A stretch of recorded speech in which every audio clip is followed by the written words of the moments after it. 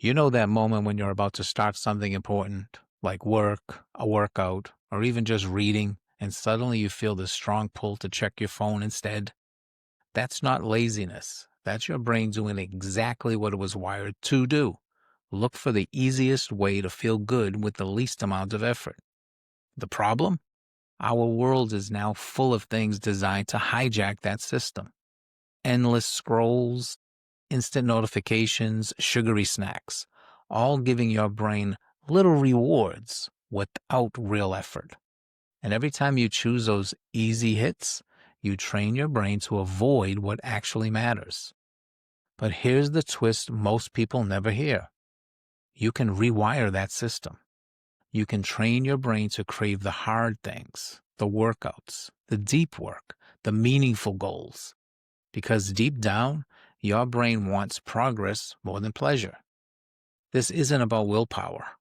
It's about understanding the science of how your motivation works and learning to control it instead of being controlled by it. Your brain is constantly calculating. Behind every decision you make, consciously or not, it's asking one fundamental question. What's the best return on energy investment? In neuroscience, this is called the effort-reward tradeoff. Your brain is comparing the energy something will cost versus the reward it might give. Now, this all happens in milliseconds. You think you're deciding to skip the gym or delay that task, but in reality, a small collection of neurons is already firing signals based on how much effort is required versus how much dopamine it predicts you'll earn. Let's imagine two options. Option A is opening up Instagram. Option B is opening up your laptop to start that project you've been avoiding. Option A gives immediate, low effort dopamine. Option B, high effort, uncertain reward, at least at first. Your brain chooses what it feels like is the safer, faster hit. This mechanism evolved to help early humans conserve energy. Back then, expending too much effort without a guaranteed reward could cost you your life. But today, in an environment flooded with digital pleasures and fast gratification, this same system becomes your worst enemy. So recognizing this pattern is key, because once you realize your brain is simply optimizing for survival, not success, you can begin to reshape what it perceives as valuable. So let's talk about dopamine, the misunderstood molecule at the center of this equation. Most people believe dopamine is about pleasure, but neuroscience tells us otherwise. Dopamine is the neurotransmitter of desire, not fulfillment. It doesn't spike when you're happy. It spikes when your brain expects to be happy. This is why scrolling feels irresistible. Every swipe could reveal something new, maybe an update, a like, a hit of novelty. The uncertainty is what makes it addictive. In psychology, this is called a variable reward schedule, and it's the same mechanism used in slot machines. It keeps you hooked not because of what you get, but because of what you might get. But here's the catch. The more you chase these low-effort dopamine hits, the less sensitive your brain becomes to them. Now, this is called dopamine downregulation. Your receptors adapt. What used to feel rewarding now barely registers, so you need more to feel less. Eventually, this rewiring affects every part of your life. A once enjoyable book now feels slow. A deep conversation feels draining, and a workout feels impossible. You're not broken, you're getting desensitized. And this is where things can spiral. You start mistaking stimulation for satisfaction. You reach for your phone more often, you chase another quick hit, and you push the real, meaningful stuff further away. But the good news, dopamine systems are highly plastic. That means with the right actions, you can retrain your brain to value the things that matter again. So how do you retrain your brain? It starts with a practice called a dopamine detox. Now, to be clear, you're not eliminating dopamine itself. That's impossible. Dopamine is essential to the human function. What you're doing is cutting out the artificially amplified sources of dopamine that have overloaded your system. Think of your dopamine receptors like taste buds. If you constantly eat hyper-sweetened foods, then real fruit starts to taste bland. But take a break from processed sugar, and suddenly a strawberry tastes incredible again. Dopamine works the same. When you remove constant stimulation, your brain begins to recalibrate. It regains sensitivity. The volume on your internal reward system starts to turn back up. Now, here's a basic roadmap with practical steps anyone can start today. Number 1, identify your top dopamine triggers. These are the activities that give you quick pleasure with almost no effort. Think social media apps you check mindlessly, TikTok or YouTube shorts that keep you in a scroll loop, junk food you reach for when you're bored, even apps that constantly ping with notifications. And ask yourself, what do I turn to when I'm trying to avoid discomfort? That answer will be your clue. Number 2, you need to remove or restrict them for at least 3 to 14 days. Now, you don't need to quit them forever, just long enough to let your brain reset. If you're new to this, I would start with 3 days to get a taste of what's possible. And if you're serious about rewiring, aim for 7 days or even 14. So during this time, you need to set clear boundaries. You need to delete the apps, turn off notifications, block websites, unplug your TV, or even use grayscale mode on your phone. The goal is to create friction between you and the easy dopamine so your brain can recalibrate. Number 3, you need to replace them with slower, more intentional activities. Nature abhors a vacuum, and so does your brain. If you just remove your old habits without adding anything back in, you'll default to boredom and relapse. Instead, fill the space with things that provide deeper, slower satisfaction. Read a physical book, not a headline, not a tweet, a real book. Take a walk outside without headphones and let your brain be quiet for once. Journal with a pen and paper so you can reflect on your thoughts, not just react to them. How about cooking your own meals, even simple ones? The process will ground you in the present. Meditate for 5 to 10 minutes. You can use an app, a timer, or just breathe for 5 to 10 minutes and be present. How about having a face-to-face conversation? Even 5 minutes of real connection can really nourish you more than hours online. These things might feel boring at first, and that's normal.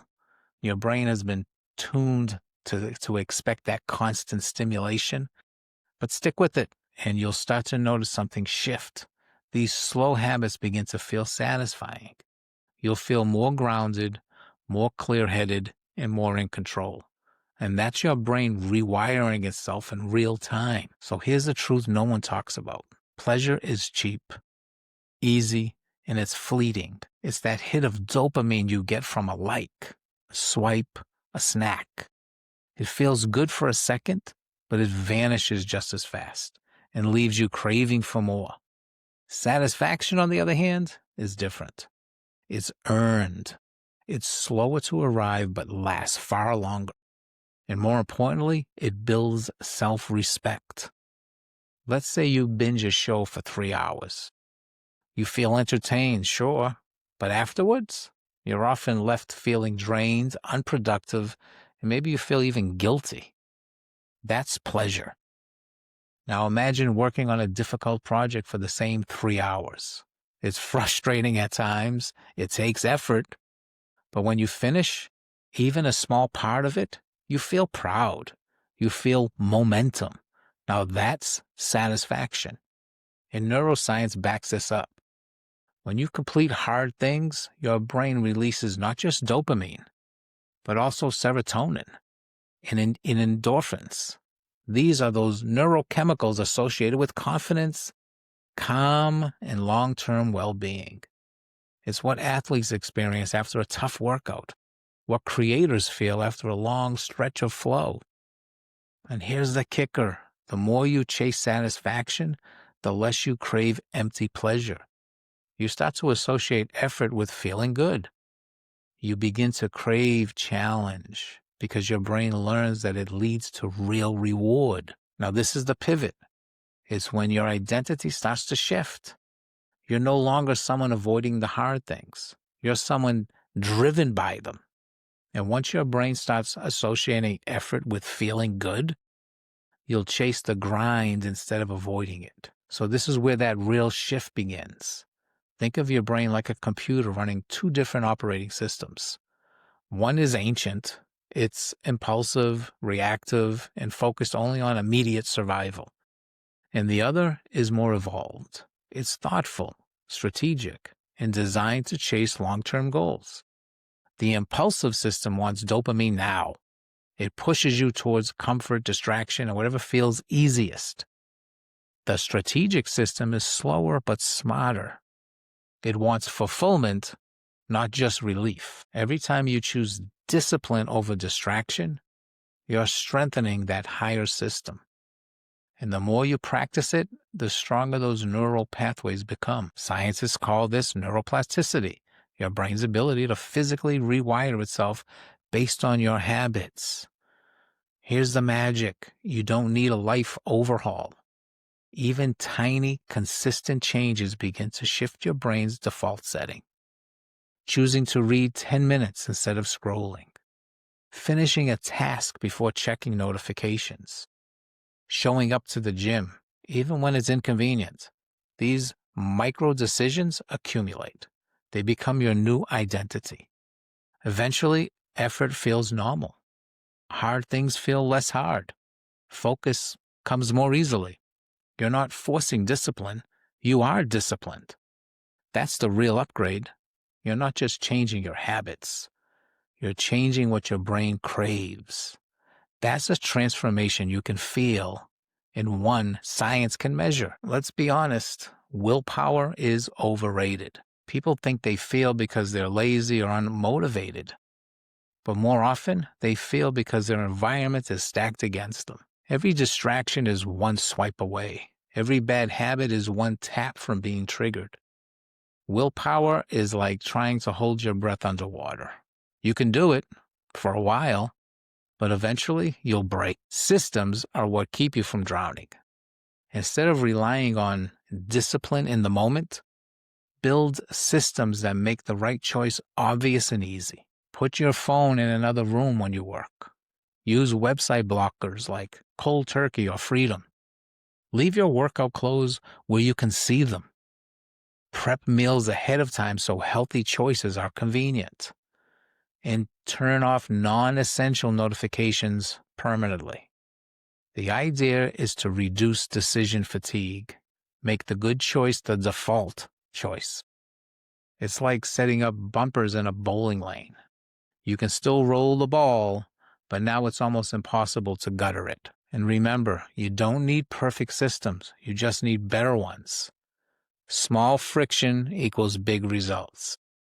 Tiny tweaks to your environment will equal massive changes in behavior. When you design your environment to support your goals, discipline becomes less about effort and more about momentum. Here's the truth that's often overlooked. Your habits are contagious. You become like the people you spend the most time with, not just emotionally, but neurologically. Your brain mirrors the behavior, attitudes, and energy of your social circle through something called social modeling. It's biological. You're wired to fit in. So if your environment is filled with people who chase instant gratification, constantly scroll, or mock discipline, you'll absorb that energy. Even if you know better, your brain adapts to what's normal around you. But when you show up and surround yourself with people who take action, set goals, they show up consistently and talk about self-growth, it becomes your new standard. Here's something to help you start.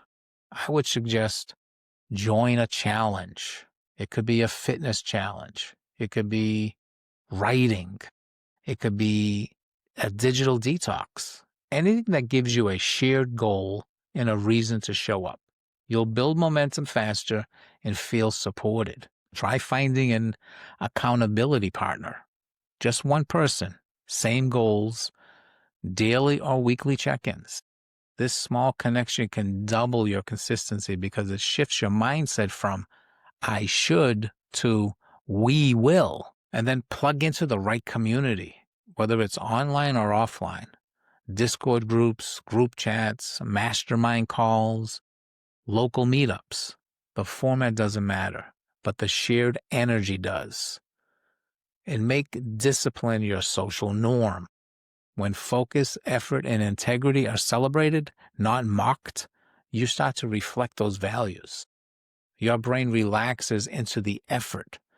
Discipline becomes effortless because in the end, we rise or fall to the level of our surroundings. So choose wisely and your growth becomes inevitable. If you made it this far, you already know something most people don't. Your brain isn't broken. It's just been hijacked, and you have the power to take it back. This isn't about perfection. It's about alignment, about waking up each day knowing that your habits are finally matching your intentions, that your time, your focus, and your energy are being spent on things that matter. Because here's the truth. The hard path today is the free path tomorrow. And once your brain learns to associate effort with fulfillment, that's when you become unstoppable. So take a deep breath, pick one habit, remove one distraction, do one hard thing today. Let your brain breathe, let it rewire, and watch your identity evolve. You weren't meant to be a slave to impulse. You were built to build. You were designed for depth.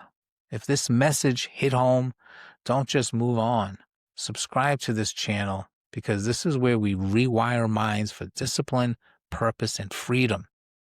Subscribe for weekly content on neuroscience, self-mastery, and high-performance habits. Drop a comment. What's one dopamine source you're cutting out this week? And what will you replace it with? Welcome to Mind Hackers. Let's rewire everything.